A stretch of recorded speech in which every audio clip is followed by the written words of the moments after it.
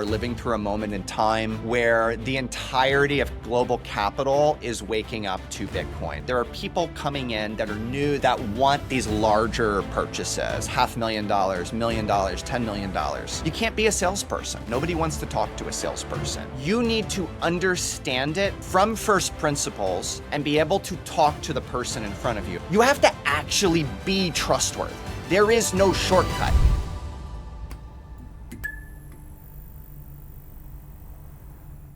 Welcome everyone to the very first episode of How to Sell Bitcoin.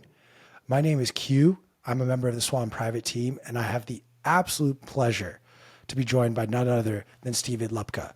Steven, if you are not familiar with his work, is a Sun Maxi, a proud Bitcoin maximalist, a purveyor of permanent standard time, and of course, we'll be going over to the new company Nakamoto and be their VP of Investor Relations. Steven, thank you so much for taking the time to chat with me. It's a pleasure to be here, man. I'm excited to have this conversation and put together a bit of a limited series here. I've obviously been with Swan for the last 4.5 years, leading the private wealth team. I think we have probably the largest and most developed kind of concierge private wealth offering in the market. It's been a pleasure, a joy, and an honor really to start, found, lead, and grow that. And I'm just excited to have this conversation, kind of a graduation conversation, and share, what we've learned, what I've learned, and I think it's gonna be great. Awesome. Well, I want to kick things off first. Just look, it's an easy question, but how did you first get introduced to Bitcoin? Yeah, so I first got introduced to Bitcoin. I ended up calling a friend, just a kind of an acquaintance even from college. It was his birthday. I saw it online. I gave him a call. I said, "Hey, happy birthday, my friend." And we talked. I was doing a little bit of investing at the time. I was just kind of in equities. I was much younger, so it wasn't super serious either. And he said, "Have you heard about Bitcoin?" And I said, "Bitcoin? Isn't that a scam?" Ironic, but that's what people think. I thought it was kind of nonsense, but he said, no, you got to check this out. You got to look into it. And that night I went online and I started reading about it, and I just got hooked. And this was, kind of back in the 2017 era. So there's a lot of like techno optimism, a lot of blockchain ICOs, and just someone just coming in the door for the first time. It's like, whoa, there's this whole universe of things that I've never thought about, never encountered, and how fascinating. And it captivated me, and I dived deep in. I spent all my time kind of learning about it during the 2017, and then 2018 I was looking to do something different for work, and I thought, you know what, I'm just gonna try to take a stab at working in the industry. And that was a road, that was a process, right? Like there weren't a lot of Bitcoin companies in 2018. It actually took me till mid 2018, early 2019 to fully get that like Bitcoin was the thing of real value here. It was the most important thing. That didn't click for me for a little bit. But also there weren't a lot of companies, there weren't a lot of opportunities, but I kind of just kept pushing forward and looking for that and doing things here and there until, eventually I, managed a software development agency. I did a few other things until I met Corey and I met the Swan team in late 2020, early 21. And the rest was history.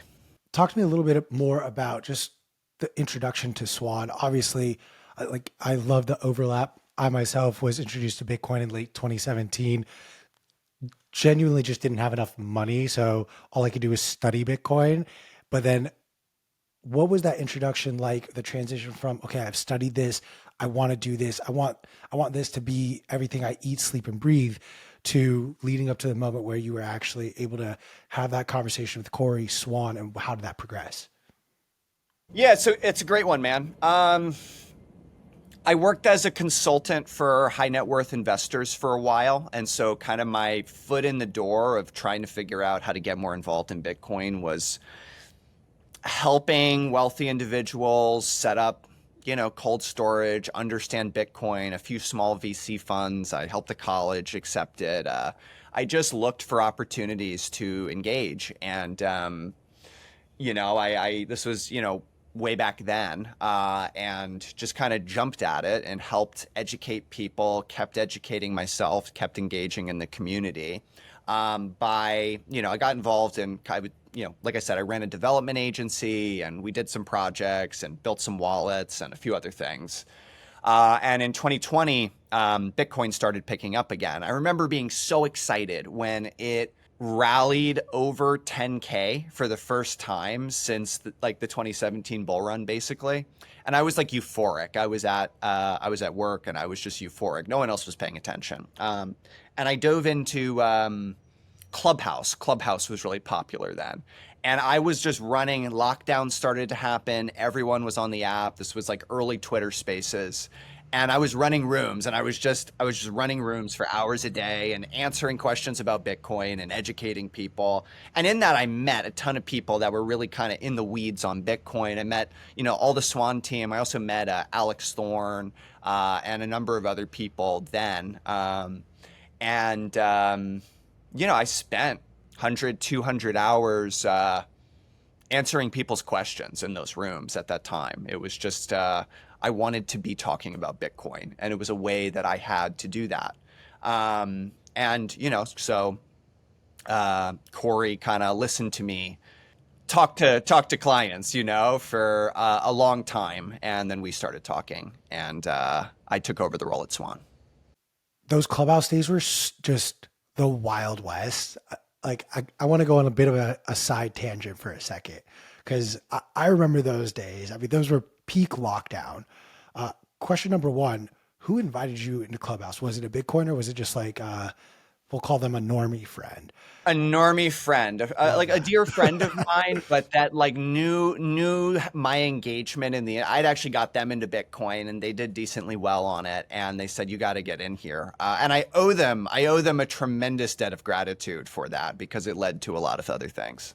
I want to keep going on this Clubhouse thread for a second here because in addition to those Bitcoin rooms, the OG Cafe Bitcoin days, there was also a lot of shitcoinery going on. And a lot of people, not only at Swan, but across the Bitcoin ecosystem, have, dabbled in the dark arts, if you will.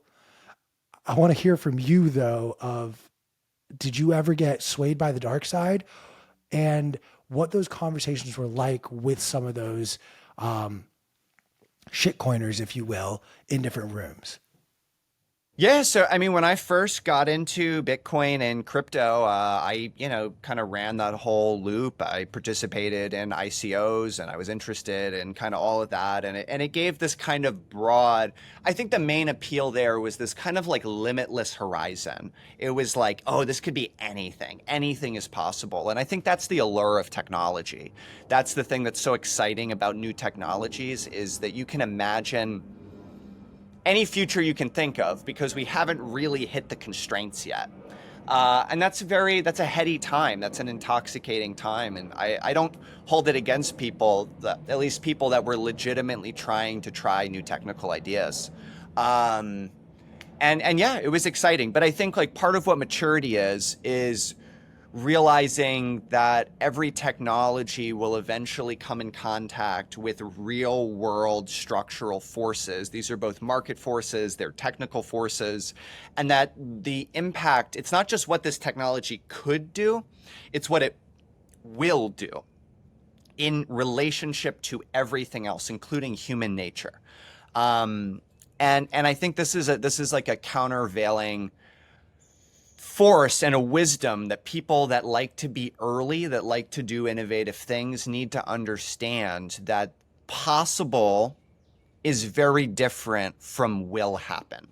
And to me, like coming to Bitcoin and kind of watching all the experimentation and everything that's been tried, there have been many things that were tried. There have been many kind of open sky ideas. And I think just the vast, vast, vast, vast majority of them didn't pan out, which is normal. But I'm just lucky that I have got to spend the last 7 years focused on Bitcoin because ultimately that Bitcoin thesis played out and we're living through a moment in time where the entirety of global capital is waking up to Bitcoin. And this is both treasury companies that, obviously I've recently joined Nakamoto and I'm excited about that. But it represents a larger trend. It represents a macro trend that is, I like to ask the question.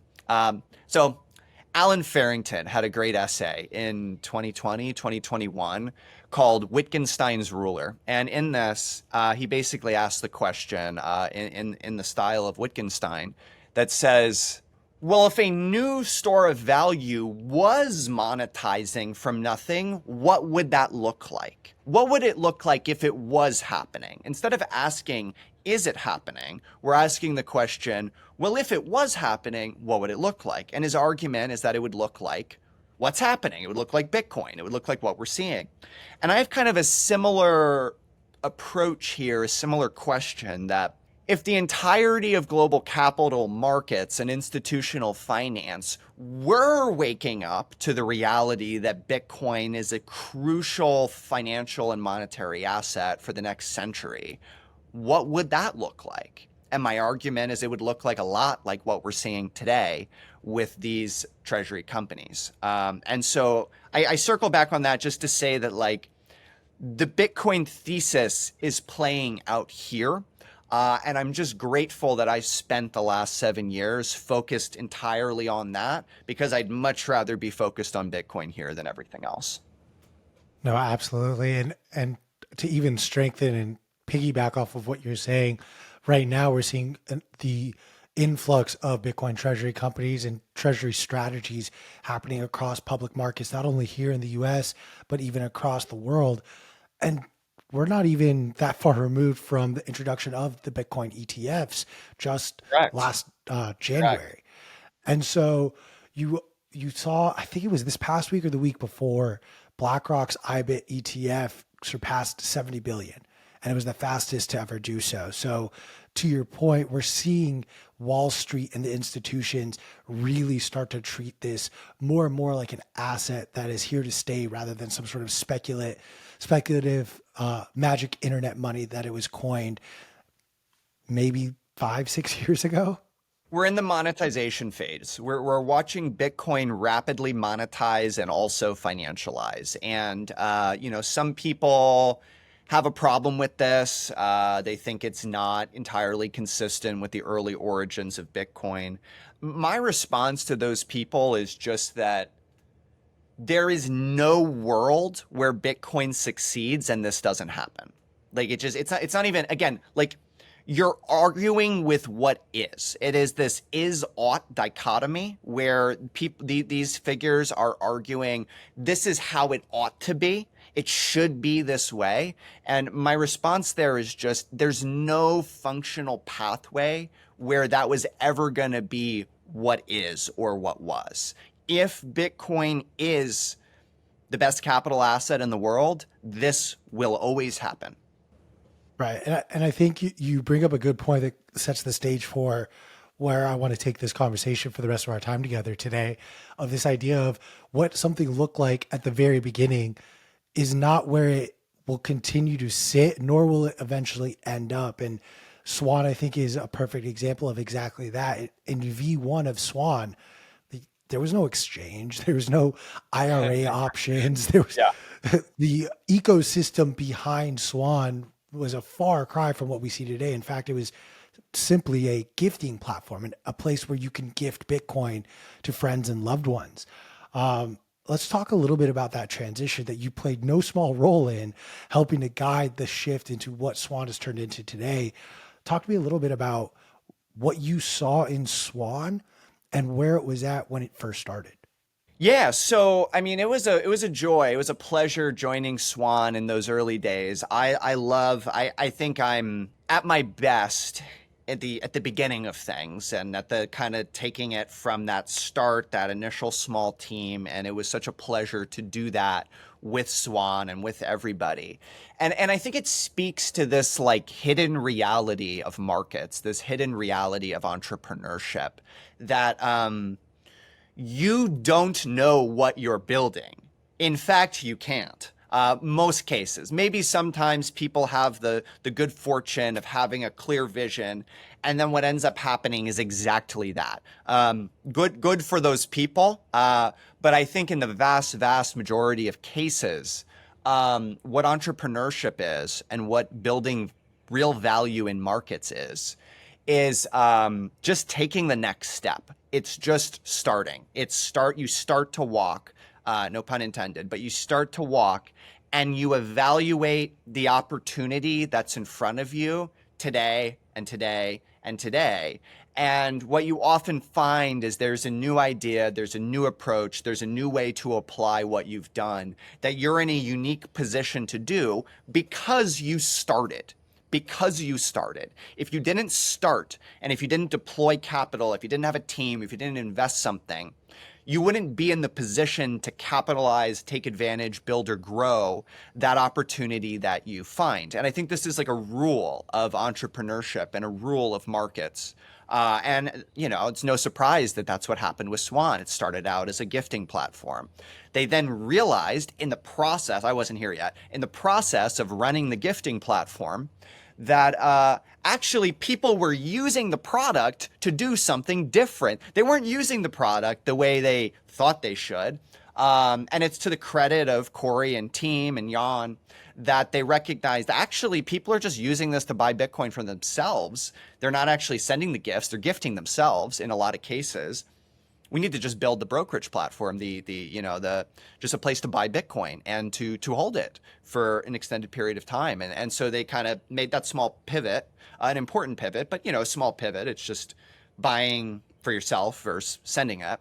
And that really started the growth of Swan as most people came to know it. But it was this process of responding to the information that's in front of you that you only obtained by taking that first step. That's the valuable, because that information was gated behind invested capital. You can't get it unless you risk capital. You have to let your customers dictate to you what they're actually using and what they want, and then adjust accordingly. I think it's an ethos that runs through across the spectrum of entrepreneurship and just trying to build anything. And there's a little thread that you were kind of pulling on it. It's one of my favorite entrepreneurship rules of this idea that if you wait to launch or release your product when you think it's ready, you're too late.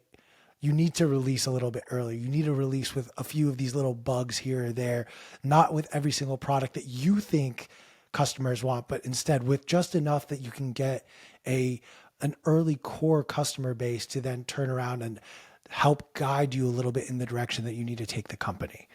Yeah. So absolutely. Once you sort of get into touch with Corey, obviously the brokerage side of this has been built, and Corey has told me a little bit about what the early days of you guys working together looked like. It wasn't you actually at Swan. You were originally just simply a referral partner. What were you doing at that point, and how did that lead to you eventually coming home to Swan? Yeah, so I joined as a kind of, a consultant and independent contractor that, I was doing a lot of this activity online. And the idea was that I would refer clients over, and that would be the agreement.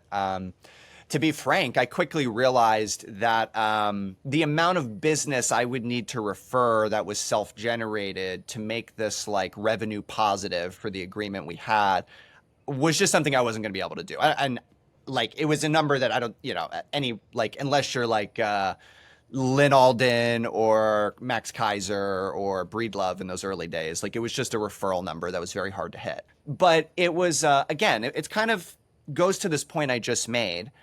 It started out as one thing for a brief moment in time. I recognized, hey, I'm not really going to be able to make this make sense for the company. And then I start thinking, what else can I do? Because I want to work at a Bitcoin company. Like I wanted that very badly. Here's my opportunity. the way it was framed initially, I didn't think was going to fit long term. And so I noticed that this was in early 21, and there's this market structure change that happens where I think in 2017, 2018, 2019, you don't have a lot of high net worth investors that are coming to Bitcoin and buying $1 million or even $100,000 or more. It just isn't so much happening. It's really kind of early people, it's retail, it's a big FOMO wave. But around 21, you start to see that. There are people coming in that are new, that haven't bought Bitcoin, that want these larger purchases, $500,000, $1 million, $10 million. And there is nowhere in the market at that time, like you can self-serve on Coinbase and that's about it. But the thing is if you're somebody, let's say you're worth 100 million, you want to buy $10 million of Bitcoin. Do you really want to do that? No, you're used to an experience working with private banks, working with wealth management firms, working with financial advisors, where you just pick up the phone and they handle it. And it's not just that like it's easy, but it's that you have a relationship with someone you can trust and also someone that can guide you in that process. And I realized two things. One, that didn't exist in the market. And from my experience working with high net worth investors, I knew that's something they valued. I knew that, you could add a lot of value there. And that there were all these kind of opportunities where Swan at that time did not have the function to basically just pick up the phone and call these people. And so I asked Corey, hey, let me just start calling these people. Just like, give me the list. I'm just going to pick up the phone. And that's what I started doing. And that was the launch of Swan Private. And it went extremely well. It was one of these things that is so gratifying. It was just immediately successful. It was just one of those moments where like the idea, the execution, the market conditions, it was all right. And it was magical. And it was just like, everyone was happy to talk to me. After talking to me, they wanted to make a transaction. And I started just bringing in, a large amount of business relative to where that baseline had been prior to me joining. And which is a great way to enter a company. And it's a great way to get started and build a relationship. But yeah, I just started this service of not just like having an initial call, but giving them my personal cell phone number and making myself available, ongoing questions, trying to satisfy their needs, wire transfer instructions, providing things. And it was just a great fit. It was a great fit in the market. At that time, we were the only ones really doing it that I'm aware of. Since that time, a lot of the other Bitcoin companies have started. They have a, such and such private or such and such private wealth or what have you. Different programs that are effectively the same thing. And that's not me claiming credit for it, but it is just like those things came a little bit later. They weren't prominent. They weren't public. And I believe, I hopefully am telling the truth here, but I believe like I was the first person to really say, hey, we need to invest on this model. And I started doing it. And it just grew. It grew quickly. It grew successfully. We expanded the team. We brought other people in. And we built the thing I'm most proud of is the culture for our advisors, for our Bitcoin advisors. There are sales team, right? But like sales is kind of a dirty word in some ways. And I understand why. I actually agree. It stinks. And the whole culture that we built for our sales team, for our advisors is like, you can't be a salesperson. That's not what people want. Nobody wants to talk to a salesperson. You need to do something different. And I'm really proud of that culture. I want to talk a little bit about what those early conversations were like. And my assumption, at least, is once you started making those phone calls on behalf of Swan, those people, you already did the hard work, the hardest part of convincing them that they should have some of their portfolio invested in Bitcoin. But what was the conversation like before that with some of those earlier leads of convincing them that, hey, Bitcoin is something you actually need in your portfolio? So it's kind of the wrong starting point because that's not where those conversations started. For somebody to reach out to Swan Bitcoin, they have to already be over a little bit of a hump, right? Like somebody that's completely skeptical on Bitcoin is not calling a company called Swan Bitcoin or submitting a request, right? However, neither are they totally on board or totally convinced, because if they were totally on board, they would have just done it already in some cases. So it's not quite what you said, but it's also not that they're totally convinced. And so what I noticed in those early days, and an interesting thing is this changed over time. And what I mean to say is from 2021 to 2023, people had concrete questions. What about the energy FUD? Is the government going to ban it? What's to stop it from getting hacked? Like these basic there were these real information roadblocks that clients didn't understand it enough. They wanted to own it, but they couldn't get around certain obstructions, certain objections. And so there was a lot of education going on. There was a lot of answering those questions. And I remember when I was hiring and training people for Swan Private in the early days, it was a lot of training in those questions, and it was a lot of evaluating how well people understood Bitcoin to be able to answer those questions, and also to answer them in a specific way, which is tailored and focused around the person they're talking to. One of the problems, I think a thing that prevents success in these functions, whether you're orange pilling somebody or you're working professionally in a Bitcoin environment, where something everyone will do in a Bitcoin environment is have to talk to somebody who doesn't understand Bitcoin, and you have to answer these questions. One of the things that I think really sets people up for failure is if you can only communicate Bitcoin in a way which makes sense to you. So some people get into Bitcoin, many people get into Bitcoin for different reasons. Some people, it's like an anti-government thing. Some people, it's from a gold bug perspective. Some people, it's from like a libertarian perspective. Some people, it's just the performance of the asset class. And so there's going to be an angle that clicked for you. It's the way you think about Bitcoin and you like it. And that's what makes you like Bitcoin. That may not be what the person you're talking to thinks. And so one of the things just in this topic of answering these questions, talking with these clients, one thing I always guided people away from is that you need to be able to explain Bitcoin in all of these different ways, even if that's not the pitch that resonates for you. If that's not, maybe yours, you view it as a libertarian technology, but you're talking to somebody who's 65, they're retired in Southern California. This is just a portfolio thing for them. Like they don't want to flee the country with their hardware wallet and go to El Salvador. That's just not interesting to that person. And if that's the only way you can talk about it, you're going to have a hard time connecting with the person in front of you. And so, it was guiding people away from that. And it was also making sure we could have good answers to these questions in ways that made sense to who those clients were at that time. Later on, it stopped being so much about that, and it was more platform questions. It was more operations. I think new clients became more educated over time.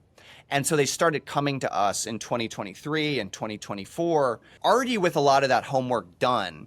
And it was more just like, who is Swan? How does the platform work? What's the process of XYZ? So answered a few things there, but.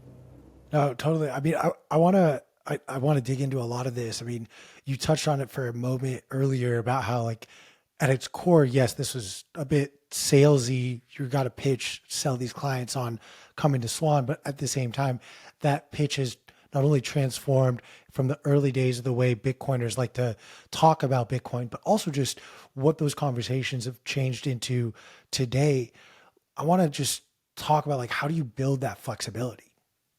You need to understand it deeply. You need to both understand the topic you're talking about. You need to have a dynamic and real understanding of Bitcoin from first principles. That's an overused word. But what I mean is that, like, you can't memorize talking points. And that's the thing, like, as we're having this conversation, like, it could sound like, oh, like, that's the pitch, but it's not how we did things. It's not how I ever taught the team to do things. And it's not how I ever did it. Like, you need to understand it from first principles and be able to think on your feet and be able to talk to the person in front of you. And when I say talk to the person in front of you, I mean you need to actually encounter them. You are not running a script. I detest that. And I think when a lot of people think about sales culture, salespeople, they think about these scripts and call centers and like these kind of figures they're doing techniques. I'm effectively anti-technique.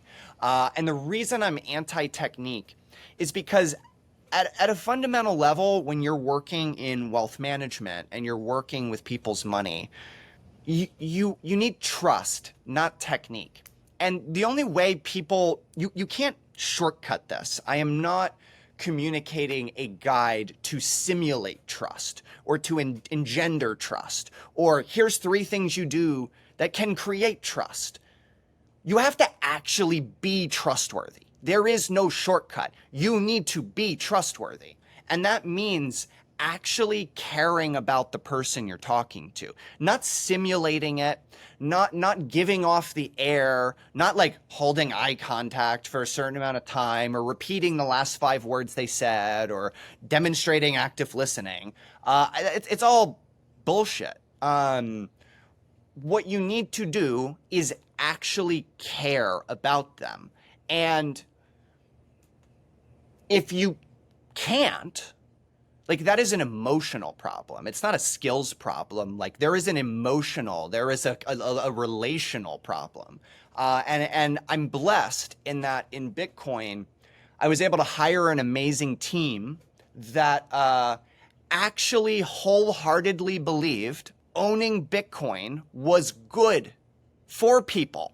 And so you're helping them do something that is good for them. And that is what you want to do. Like that is what it is to, I think, do sales well. You have to kind of deconstruct the whole endeavor, and you need to make sure that you are selling a product that actually helps people, that you believe it helps people, and then you need to try your best to actually help people. And that means acting against your own incentives. And so what I mean by that is, like, if somebody's 80-year-old grandma came to me and said, hey, I just watched a YouTube video with the crypto cowboy who said Bitcoin's going to $1 million next month, and I'm going to put my whole IRA, all my retirement money, I want to like YOLO 100% in Bitcoin, and I need to sell down part of that IRA every month to pay my bills. My incentive would be to say yes, but I would never say yes because that's not in the client's interest. And so that would be a conversation of, hey, you know, we're really bullish on Bitcoin and we think people should own it, but that'd be a really high risk thing for you to do. Nobody knows where Bitcoin's going next month. It's certainly not going to $1 million next month back in 2021. And I think, honestly, it's going to be very volatile. You probably don't understand it to a sufficient degree that volatility will be comfortable. Instead, we should build that position over time. We should build your conviction, we should build your education, and we should make it so when those inevitable periods of volatility come, you know what you own and you feel comfortable. And this is just an example of like what it is to actually act in the client's interest versus your own interest. And only by actually doing this can you create real trust. There's no shortcut. You have to be trustworthy.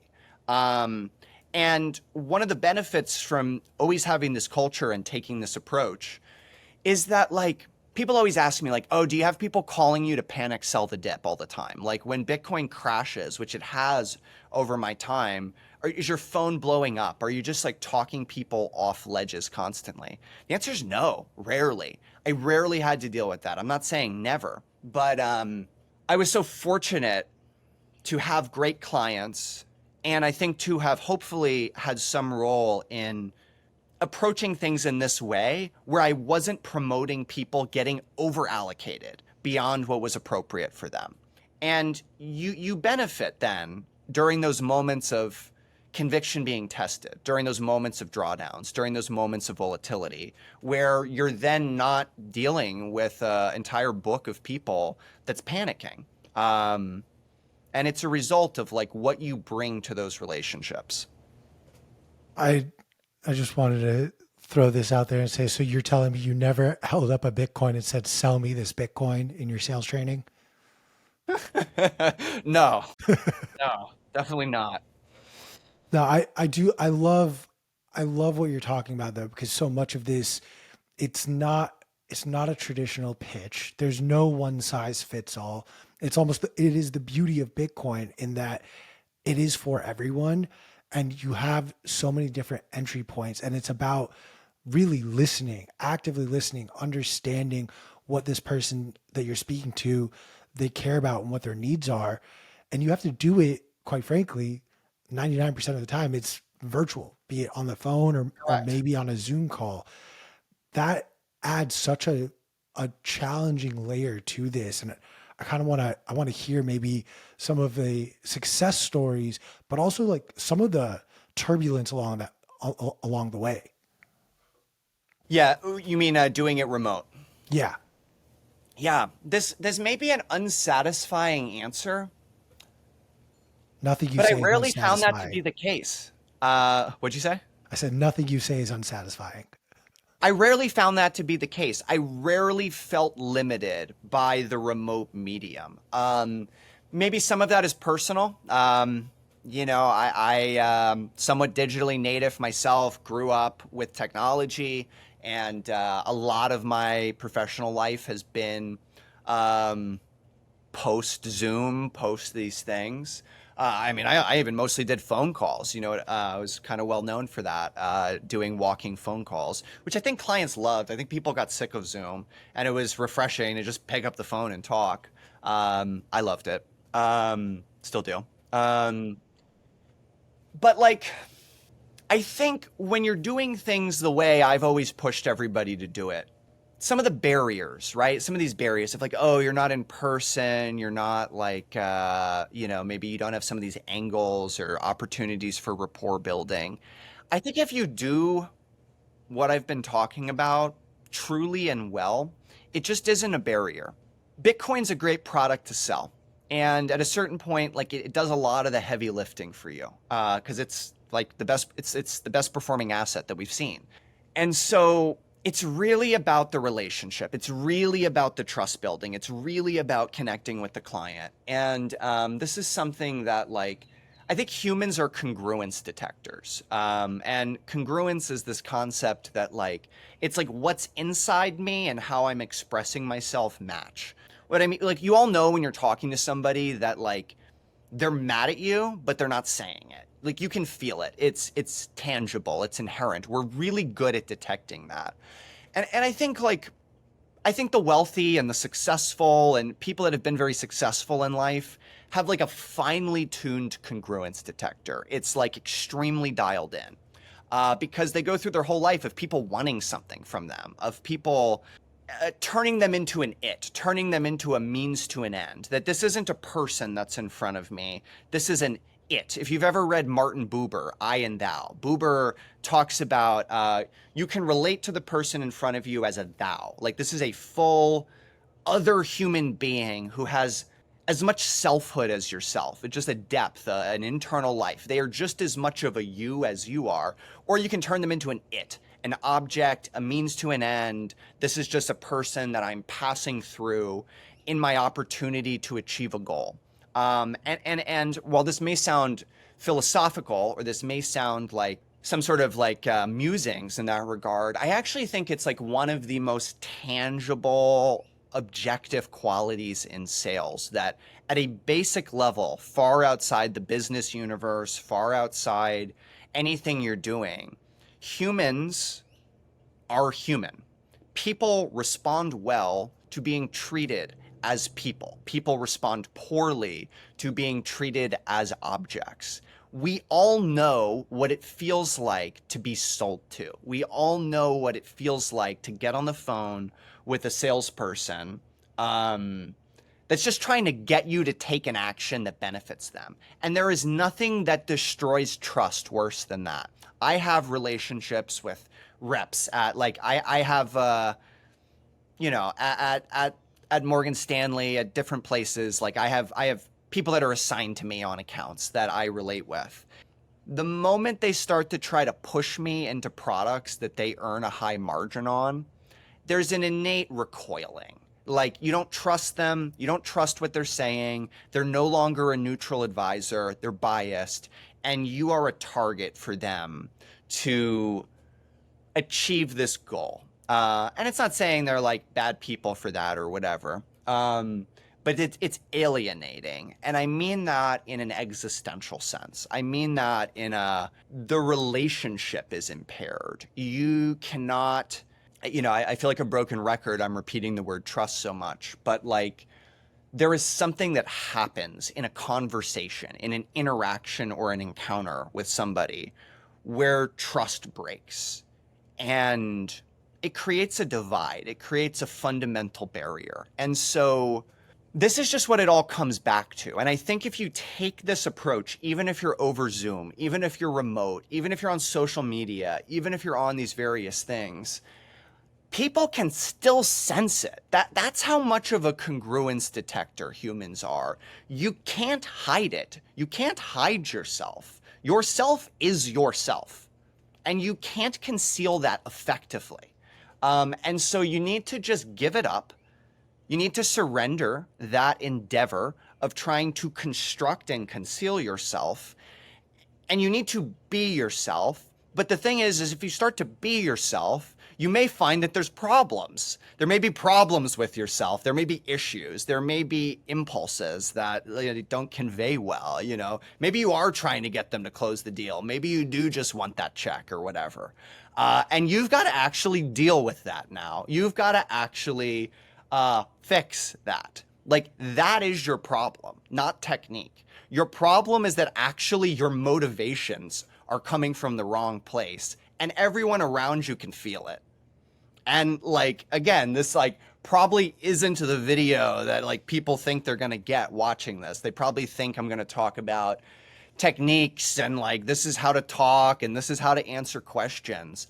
But I actually believe that is a constructed and derivative layer that sits on top of the existential reality of human relationship.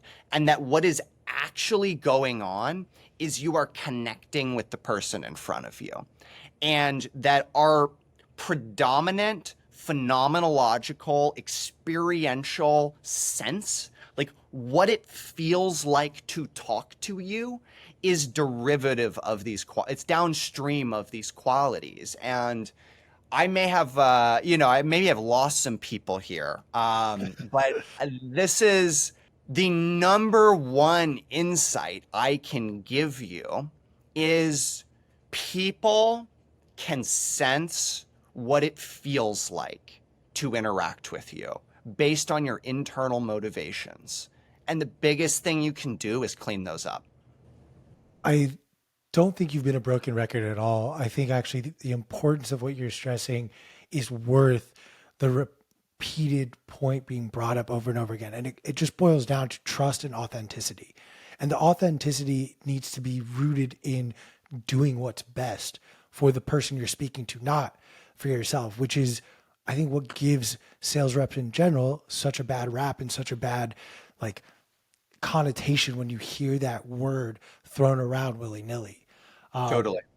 I think you've actually teased what we are going to talk about in our next episode. We're actually going to spend some time just kind of going over some of these different ways and entry points into Bitcoin. But for the last question for today, what I do want to ask you in more of a fun way, put you on the spot. I want to hear one of the worst FUD, so fear, uncertainty, doubt, for those who are less aware of what that acronym stands for. What is the worst FUD that you see get thrown around that just boils your blood, that you're like, I don't care if you heard it from across the room in a restaurant, you're getting up, marching over there and saying something?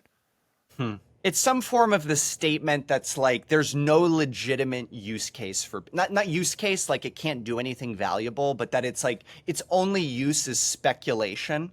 Its only use is speculation. Let's say that Bitcoin is essentially a zero-sum game of musical chairs. That's only purpose is to like enrich people that bought first. And I think this is the most irritating piece of information to come across, because I think in part the answer, like the real answer to that question, is not easy to deliver. And by not easy to deliver, I mean it takes a little bit of time, and you need to explain why having a digital bearer asset that is not issued by a government is beneficial for individuals, for markets, for corporations, for countries, on all these levels. And you can't easily convey the real answer of like, okay, so why does this fixed supply digital asset bring these benefits to individuals, to organizations, to people in this country, that country? And, we could spend a whole episode answering that question. It is so obvious for me, and it is so obvious, I think, for people that understand economics and markets and monetary dynamics and where we are, that it's also consistent with monetary history. So there's something called an inside option and an outside option that is discussed in the theory of like metallic monies. And so this gold, silver, and so on. So basically, to like do this really quickly, let's say you were in England, and so the king had the king's coin. You get a gold coin, you get a silver coin, the royal mint stamps his face on it. That coin that was politically embossed trades at a 5% premium. I'm making up that number, right? But so you have the official coin, it's 5% more. It's more easily accepted as currency inside the kingdom. But it still has a base weight of gold that if you melted it down and fled the country and went somewhere else, you could take that value with you.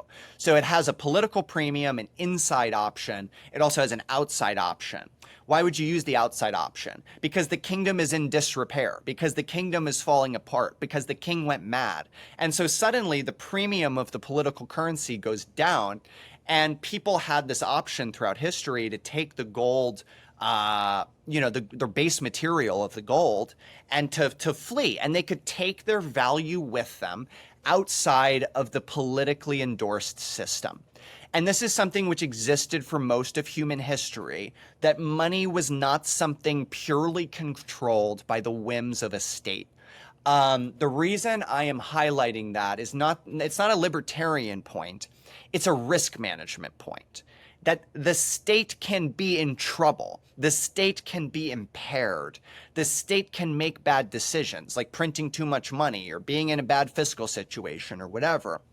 And it is appropriate for human dignity and for economic flourishing that what we use to store value is not solely at the whims of the problem of the state. It is better for markets. And so when I encounter this piece of FUD that's like, Bitcoin is just a speculative game, it's irritating because that's not an easy answer to convey. It's not simple to say, you don't understand. You derive tremendous issues within a market system when the base money cannot be extracted from the political reality. But that's just something most people aren't gonna get, and so it's hard to answer. No, I appreciate that context because, of course, everyone is always throwing out the Ponzi scheme claims around Bitcoin. But I think this is a wonderful place for us to kind of end our discussion today. We'll be diving in even deeper down the orange rabbit hole. Stay tuned for more. And if any of this resonated with you and you are not yet a Swan client or a Swan private client, feel free to reach out to us over on swanbitcoin.com. You're more than welcome to reach out to me directly at q@swanbitcoin.com. Shoot either of us a DM on Twitter as well. Steven, any final thoughts or words?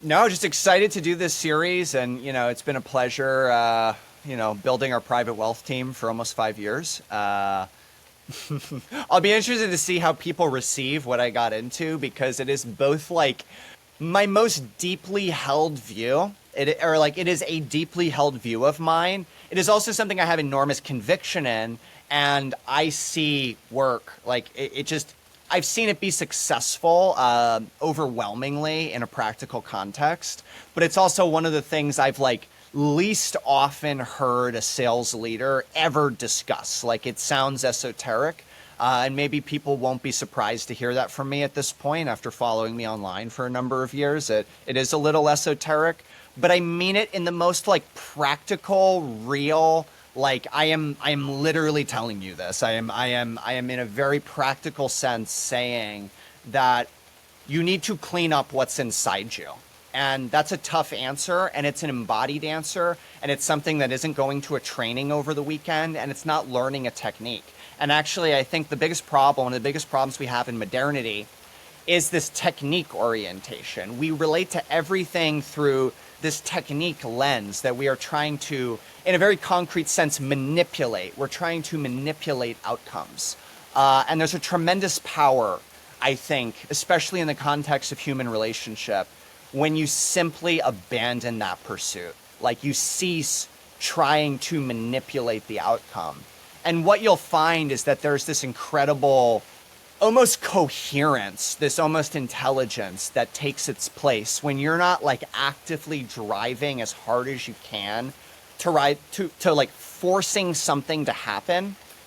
I think you're more able to encounter and relate to and respond to the reality of what's in front of you. You become more dynamic, more responsive, more tailored, because you're not overriding what is literally happening in front of you with your idea of what should be happening. Well said. Thank you again, Stephen, for your time, and be sure to tune in for the next episode coming very, very soon. See you guys.